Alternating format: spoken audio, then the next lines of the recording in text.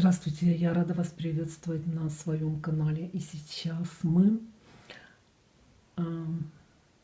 продолжим экспериментировать. И сегодня мы переведем вот на бумагу полукарпика. Как помните, я в одном из видео показывала свою начатую творческую работу, где я пишу карпа на доске с ковчегом. У меня просто сейчас нет желания эту работу продолжать, просто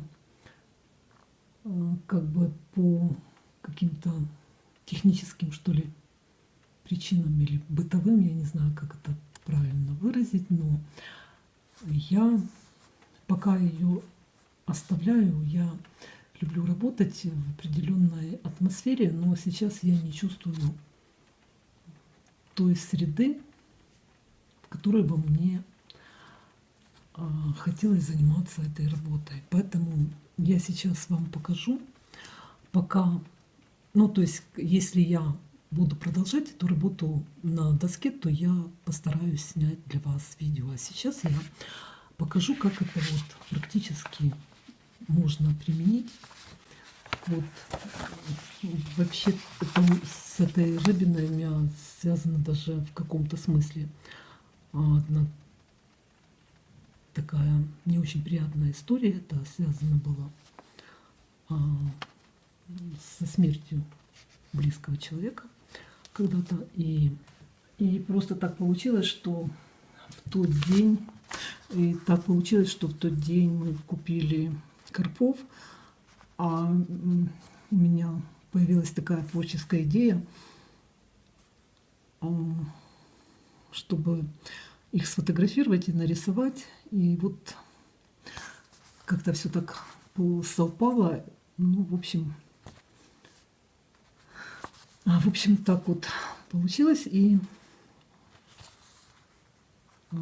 как бы у меня иногда не совсем хорошие ассоциации с этим изображением. Возможно, поэтому я еще не продолжаю работу с этой картиной, потому что где-то на подсознательном уровне вот что-то еще есть такое тягостное. Вот. Как я уже вам рассказывала,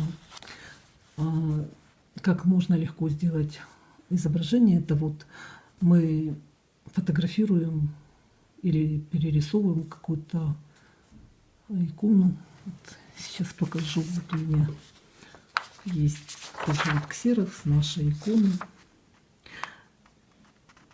И правда не совсем удачно. Здесь как бы не отобразились все цвета хорошо, но есть и свои плюсы в этом.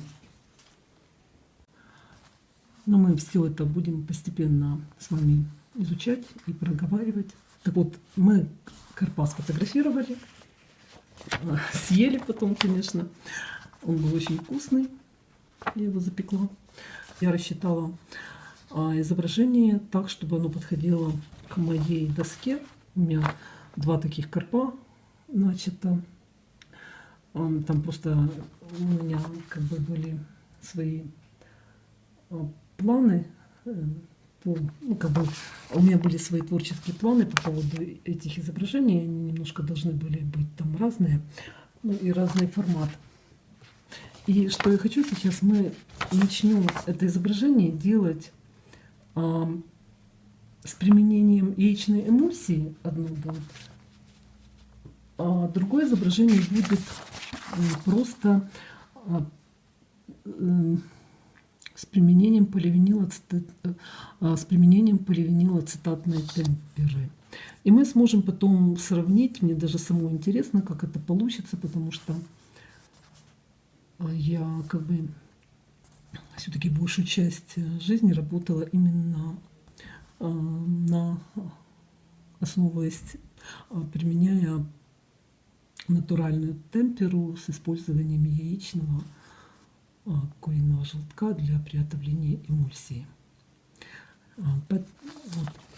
Значит, вот у нас есть фотография. И потом мы берем изображение, как я показывала в одном из видео.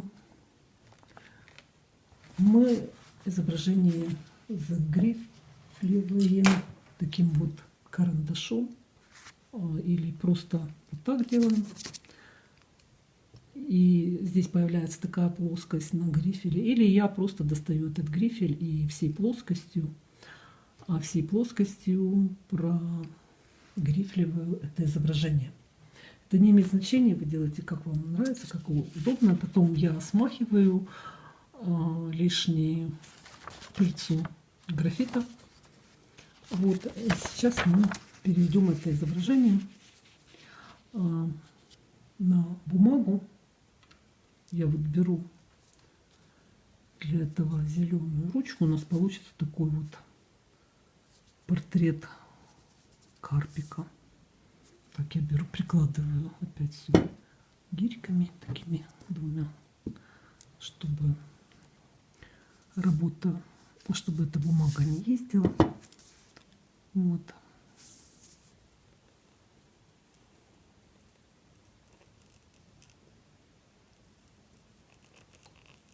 У меня здесь уже просто использовалась раз зеленая ручка, поэтому я могу где-то что-то забыть. Ну, как бы это для меня не критично, я могу без этого всего рисовать. Но я сейчас хочу вам показать, как я это делаю. Это, кстати, очень ускоряет работу и улучшает значительно ее качество зачастую.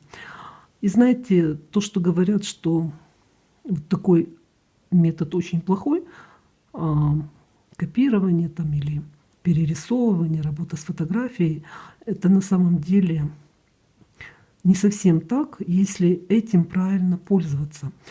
На канале, где я буду рассказывать о рисовании, о построении, рисунок, композиция там будет нами рассматриваться, ритмы, то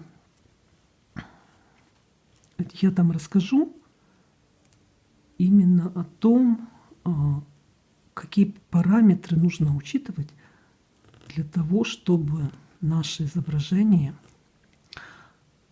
было творческим, неремесленным и красивым одновременно. Вот, так, я сейчас буду... Сначала я вот пройдусь по одному направлению чешуи. В принципе, это можно даже сделать так почти линейно. Конечно, я где-то могу что-то пропустить, но это не страшно. Мы потом... Так, я уже запуталась, где я рисовала, а где нет. Так, как это... Просто уже зеленая здесь ручка просвечивает, и я немножко путаюсь. Так, ну, наверное, вот здесь еще не проходилось. Ну ладно, если даже проходилось, то не страшно, мы потом это все исправим. Почему вот, я думаю, будет вам еще интересно, карпик. Здесь есть такие вот эти чешуйки маленькие, и будут характерные заливки какие-то. Я думаю, что вам будет это интересно.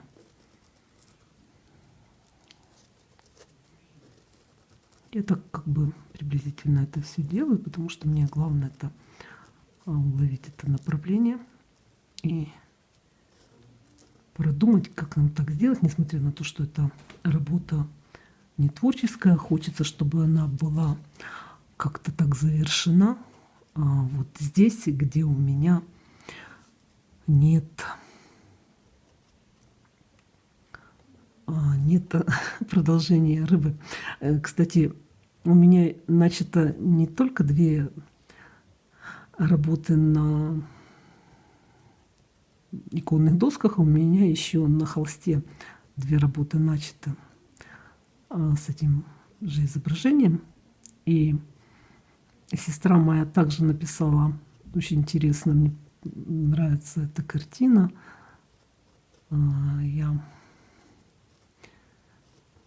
Как бы она также использовала эту прорезь, но у нее получилось по-своему это изображение интерпретировано. Мне тоже оно очень нравится, я не знаю.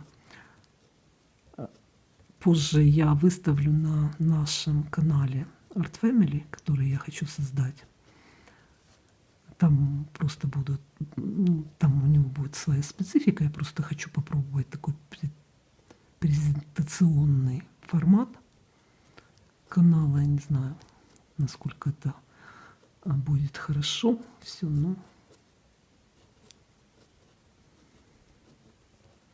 попробовать можно. Я много уже всего пробовала, удаляла и каналы, и страницы.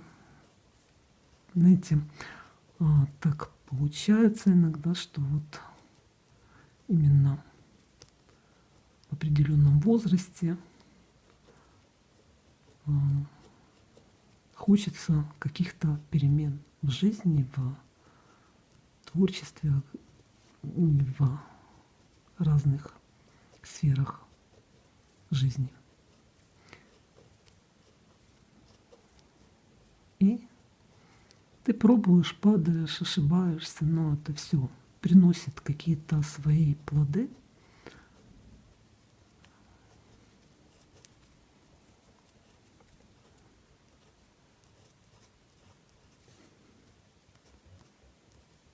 Это я уже так произвольно делаю, не знаю, что получится. Значит, вот так вот получилось. Сейчас мы посмотрим.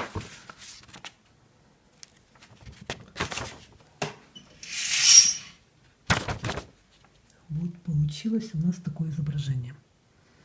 И так, я не провела глаз, забыла провести здесь. Ну, это не страшно, я буду от руки рисовать. Я также сделаю сейчас вот изображение карпика, еще одно, и это изображение мы будем рисовать при помощи поливинилоацетатной темперы. Я сразу теперь начинаю с глаза, чтобы не пропустить.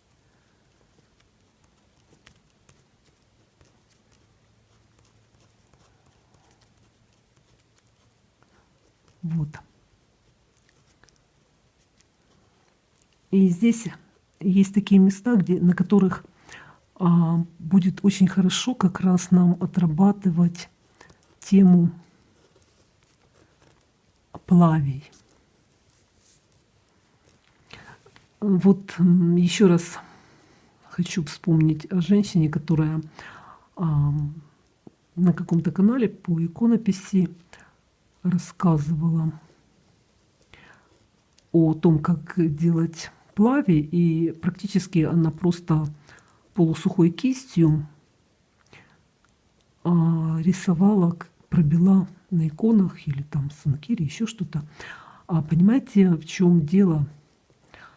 Почему называются плави? Я это усвоила еще, когда я не писала иконы.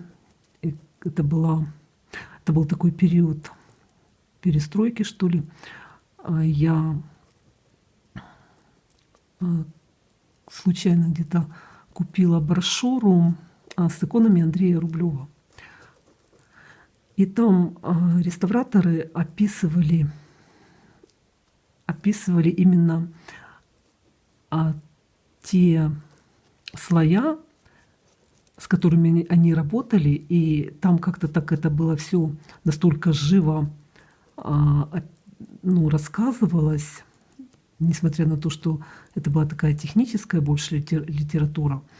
Там было вот сказано, что, я точно не могу уже передать, но смысл такой, что вот один цвет вплавлялся в другой цвет. И меня это так вот поразило тогда. Это было еще задолго до того, как я начала вообще интересоваться иконами, ну, и писать. У меня вообще все началось с реставрации. Не знаю, как так получилось. В общем, мне это было интересно. Я реставрацию изучала как бы самостоятельно по книгам. Потом я предлагала бесплатно свои услуги по реставрации. И постепенно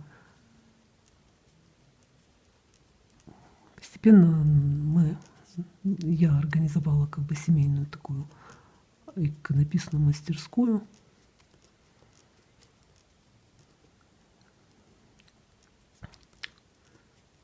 Ну, сейчас я не пишу иконы. Не знаю, буду ли я еще когда-либо писать, хотя у меня есть незаконченных много икон. Не знаю, сейчас пока я все это оставила.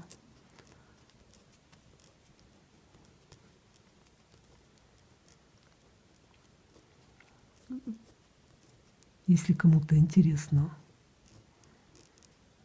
посмотреть на наши иконы, там в основном мои иконы в этой. Если кому-то интересно, то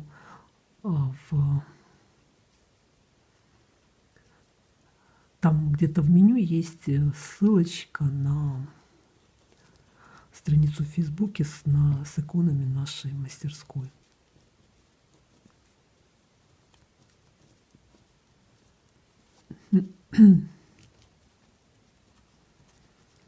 Вот я уже заканчиваю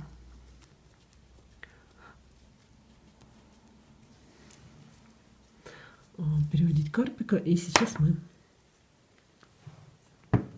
будем его прокрывать. Так, я здесь также немножко не довела. Я здесь плавничок пропустила, но я его нарисую потом от руки, это не страшно. Просто я, видно, заговорилась и пропустила. Так, поехали дальше. Вот я сейчас начну с этого изображения первого и прокрою его.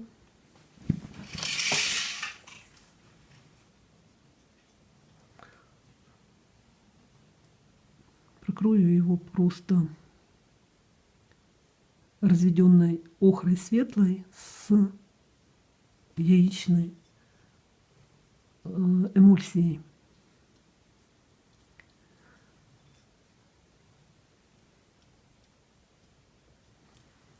Я сейчас немножко разверну это изображение, мне просто будет так удобнее делать пока что на этом этапе. Вот. И вот здесь я так наливаю, видите, немножко побольше краски. Вот эти заливки, они могут быть разного характера. Если вы обратили внимание на той иконе, которую я начала показывать на иконе святителя Николая, там у меня более тонкая заливочка. А вот обычно если я вот просто заливаю личное или горки, более такие локальные поверхности, небольшие, то я их проливаю сразу большим количеством краски.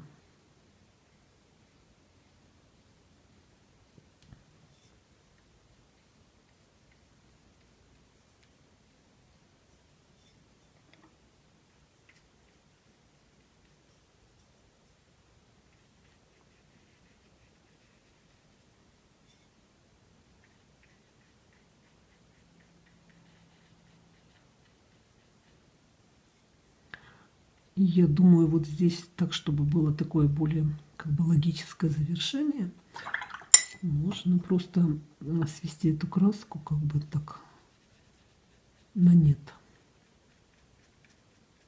Вот это уже элемент сплавления краски. Мы потом больше эту тему будем изучать, применяя, может быть, на личном. Так, я просто не знаю, как мне лучше снимать, солнце светит, и я вот только закрываю шторы, сразу солнце прячется. Ну, не знаю, просто как лучше. Вот. Здесь я это...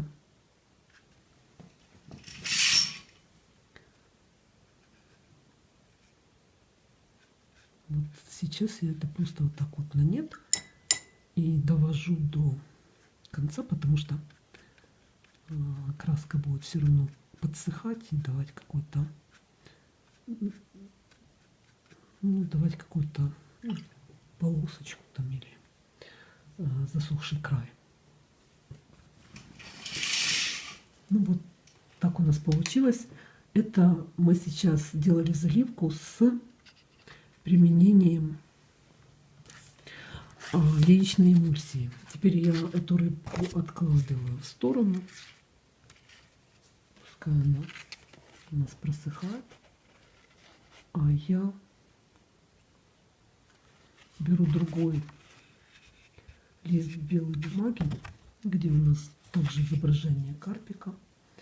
И я беру сейчас вот, видите, у меня здесь краска такая чисто выдавленная из тюбика. Это поливинилацетатная темпера. И мы сейчас посмотрим, как она будет работать вот именно с водой, если мы захотим также сделать такой равномерный слой заливки.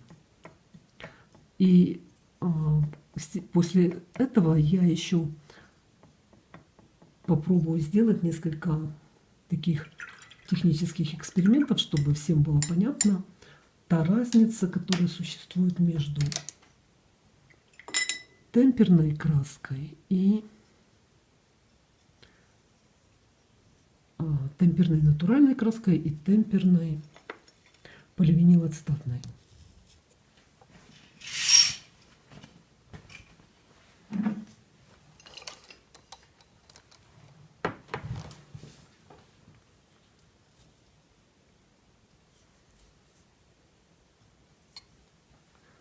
Я также разверну, просто мне как бы слева направо удобнее работать.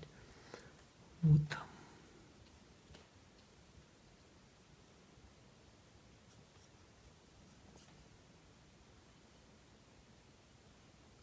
Так, у меня тут просто нет контура, я не провела, но ничего. Я уже так на глаз рисую, как получится. Вот. Так вот.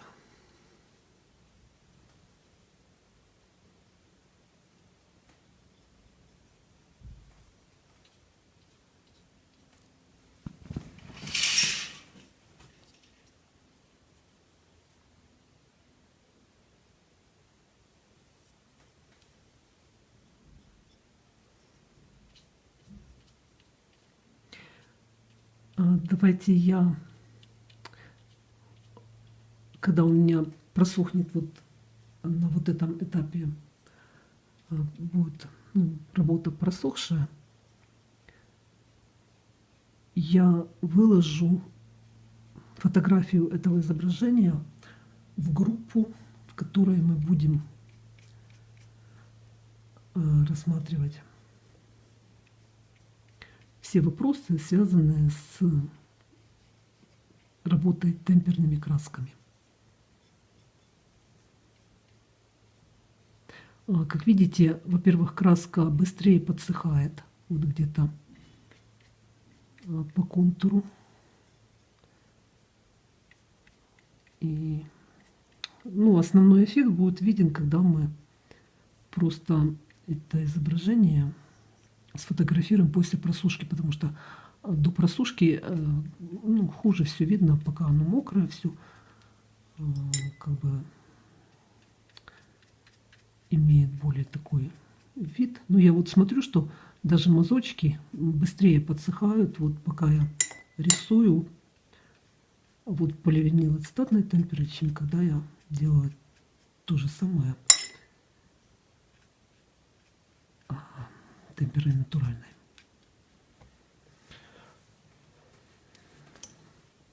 Вот, я все это отправляю на просушку. И уже в следующий раз мы встретимся с вами, я буду прорисовывать чешуйку. И, кстати, когда я прорисую чешую, я могу тоже сфотографировать, и вы можете использовать эти изображения потом для своих работ, чтобы повторить за мной то, что я делаю я.